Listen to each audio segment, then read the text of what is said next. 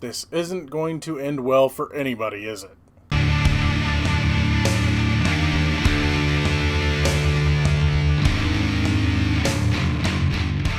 Hey everybody, what's going on? Today we're going to be talking about a movie that I saw a long time ago, and it used to have a pretty big effect on me, but I haven't watched it in a long time, and it finally popped up on Amazon Prime. Now, by the time this review comes out, the movie won't be on there anymore because it only had like a week to go, and I'm doing some of these reviews early. But I wanted to take a look at 1988's Colors, directed by Dennis Hopper and starring Sean Penn and Robert Duvall. This movie, I will warn you, I'm going to have some spoilers in this, but if you get a chance to see it, I will say see it. While it doesn't have the same effect on me maybe that it did back then, I think it was maybe more of the shock value of what was going on. This is still a pretty strong film, and especially nowadays, a lot of the messages in this movie are still relevant today, and it's still things that need to change today. What this movie is about is you have two cops. One of them is a rookie played by Sean Penn, and he is very, let's just say, not level-headed. He seems to be drawn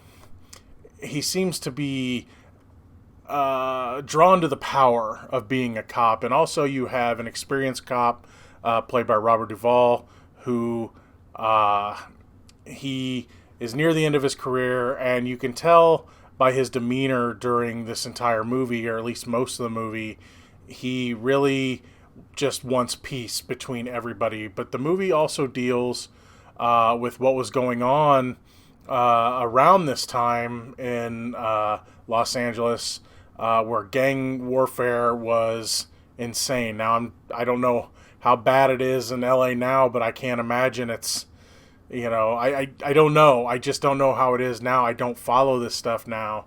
But back then, you remember hearing stories, and I know there's documentaries about the Bloods and the Crips, and this movie deals with three gangs for the most part.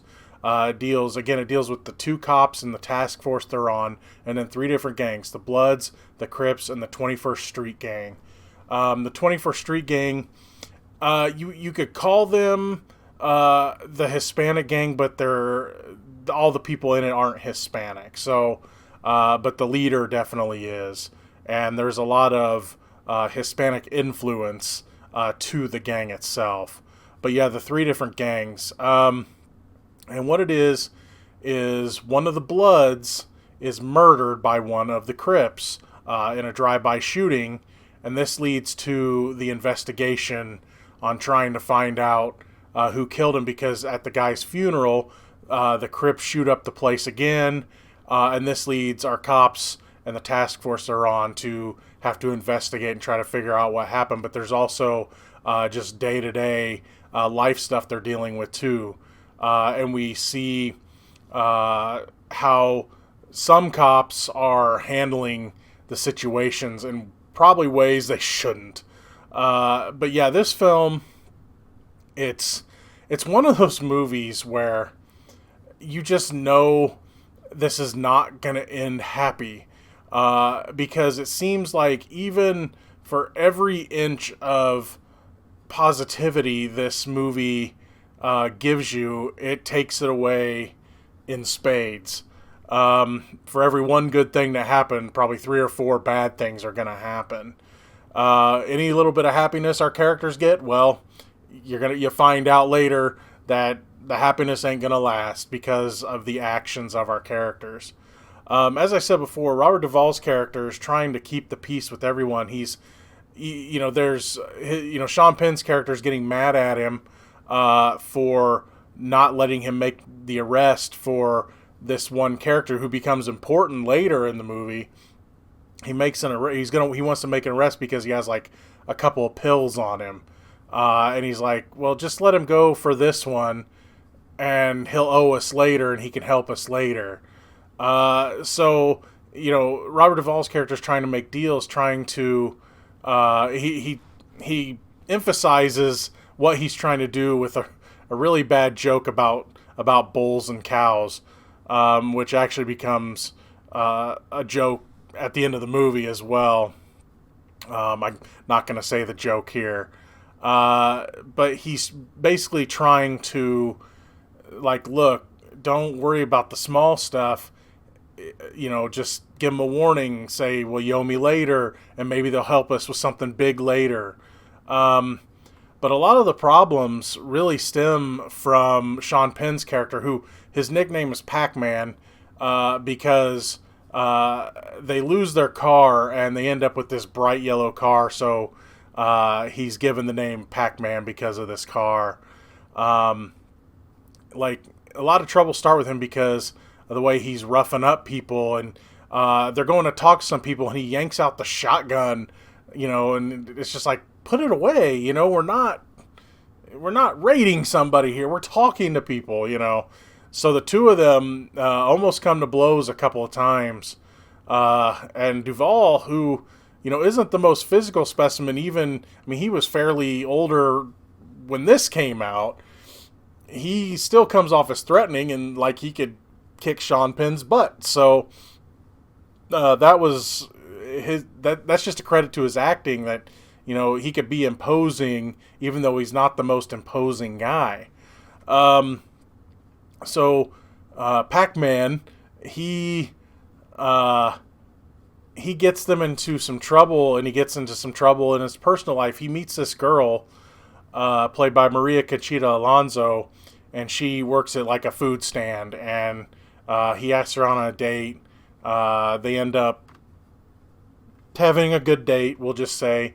But later in the movie, Pac-Man, they catch a kid crossing off names on a wall, and I guess that means they're gonna, it means some of the gangs are gonna put a hit on somebody. So they first just talk to him about it, but then Pac-Man takes the guy's spray paint and spray paints his face, right? Well, it turns out this kid is, I believe, the cousin of Maria Conchita Alonso's character. So, of course, that leads to her not being very happy with him, and then she gets back at him later by sleeping with somebody else, and the guy learns a lot of harsh lessons. See, a lot of the main point of this movie is Sean Penn's character Pac-Man learning that he just can't be this gung-ho super cop, that not everything is going to be the way he thinks it's going to be because he has the power to do it. He thinks whatever he wants. He ends up learning a lot from Robert Duvall's character and on how to do things, and you can see that at the end of the movie when he's riding around with another partner. There's also some other performances in this. There's a very young Mario Lopez in this. He's part of the 21st Street Gang. You almost don't recognize him.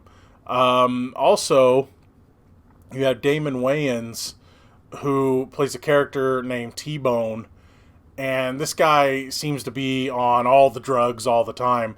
There's a scene where they arrest him, and he's in like some store, and he's in like a diaper. It looks like a diaper. It's just really baggy underwear, and he's like, having his way with a stuffed animal, and it's just weird. But yeah, he's on all the drugs all the time. Also, there's a early 20s Don Cheadle in this. He plays Rocket. He's the leader of the Crips. He's the one that they're looking for because he's the one that shoots the Blood gang member.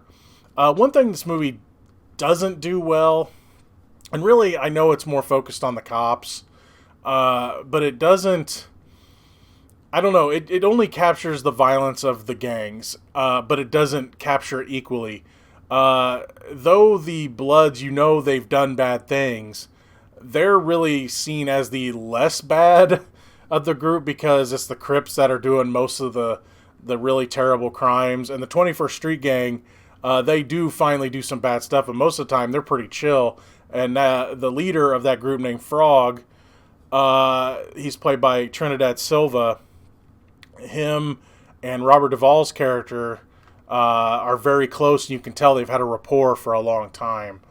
So it doesn't really even out the that they're all the same kind of bad, but really it's, again, the story's more about the cops. So, but anyway, this movie, it's a hard watch. It is. It's a good watch, but it's a hard watch, because, again, not a lot of good things happen to these characters up until even the very end. They're it's very violent. It's very vulgar. It's like, but again, it's a good movie, but it's a hard movie to watch. I'm glad I watched it again. I don't know if I'm going to watch it again anytime soon. I might pick it up years later, like I did this time. Apparently, there's a director's cut out there. I've never seen it. I think it's like 10 minutes longer or something like that. So I wouldn't mind checking that out if I can get my hands on it. But yeah, the movie, again, it's a hard watch. And honestly, when it comes to the police stuff, because they do show a lot of police officers abusing their power in this, not just Sean Penn's character. It's not like he's the only cop out there abusing his power. There's a scene where the public is talking to the cops, and they are saying, look, we're tired of you all getting all on all of us because these gangs are doing things. We're not doing anything wrong. Tony Todd is in this. He just plays like the Vietnam vet. His character, I don't even believe, had a name. And he's saying, you're on us and we're not doing anything. Stop these gangs. And, they're talking about how bad it is in their neighborhoods, but the cops are hassling everybody. And honestly, again, that really plays into today as well, which is freaking sad. So anyway, a hard watch, but a good watch. It's Colors from 1988.